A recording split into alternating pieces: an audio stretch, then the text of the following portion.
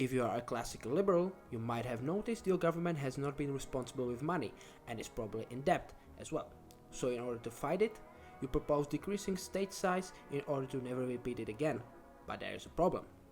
Just like you cannot go from looking like Nikocado avocado to looking like a giga overnight, you cannot go from whatever your state is doing to a Misesian night-watchman state overnight. You gotta go there gradually, and here are some steps.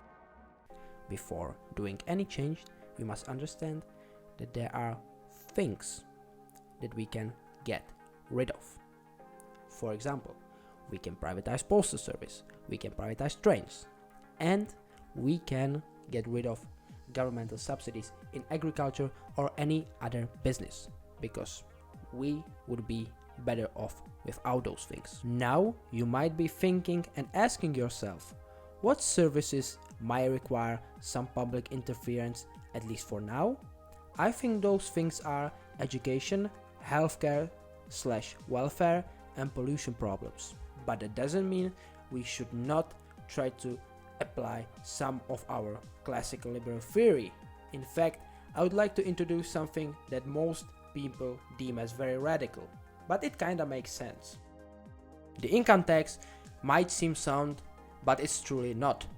And here are a few reasons. The first one is that you are entitled to fruits of your labor, and the second one is that it's bureaucratically very difficult to collect. But are there any alternatives? Yes, they are. For example, if you live in European Union, you already have to pay VAT every time you go shopping, so why not making a single tax?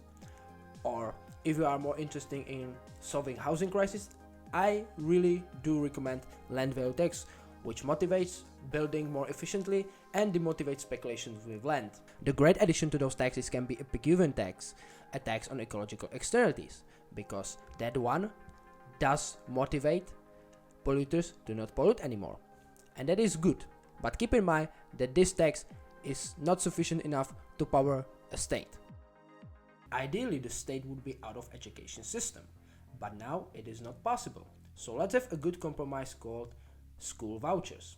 School vouchers give parents the freedom to choose a private school for their children using the public funding set aside for their children's education. Under such program, funds typically spent by a school district would be allocated to a participating family in the form of a voucher to pay partial or full tuition for their child's private school.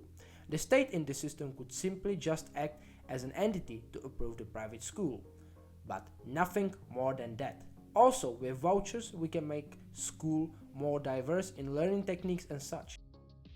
I believe the best way to streamline our welfare for now should be some sort of universal health insurance and universal basic income or negative income tax. However, I also believe that really badly disabled people should receive some sort of specific program as well. So yeah, this is the good starting point that we can improve once we can figure it how. Are there any other recommendations that I have? Yes, there are. The first one is generally lowering bureaucracy whenever you can, and the other one is return to monetarism, since that is the best way to manage fiat currency. And that is the end. I hope you will like this video, subscribe to my channel, and consider sharing. And until next time, bye.